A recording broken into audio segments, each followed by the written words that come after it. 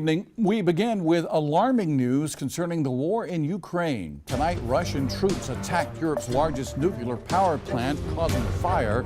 And there are conflicting reports on just how bad the situation is. Skylar Henry with the latest. Russian missiles rained down on homes, apartment buildings, and 2 schools in the northern Ukrainian city of Chernihiv. Local officials say at least 33 people died. Russian forces have taken the port city of Kherson. They've also surrounded Mariupol, shelling a soccer field that killed this 16-year-old boy. Heavy strikes continue to target Kharkiv and just outside the capital, Kyiv. Pregnant mothers there are taking shelter in the basement of the city's maternity hospital. We are living in real hell.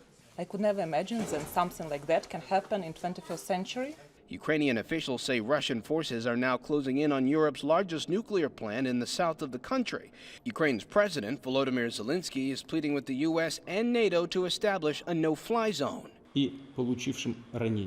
During televised comments, Russia's President Vladimir Putin said operations in Ukraine were going according to plan.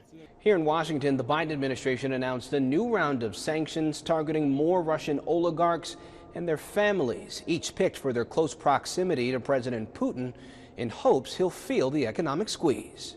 Seizures of oligarch property are underway around the world, and many of Russia's richest are now prohibited from traveling to the U.S. Our interest is in maintaining the strongest unified economic impact campaign on Putin in all history. The Biden administration has asked Congress to approve $10 billion in new funding for the humanitarian and military aid in Ukraine, and they want it approved next week. Skylar Henry, CBS News, Washington.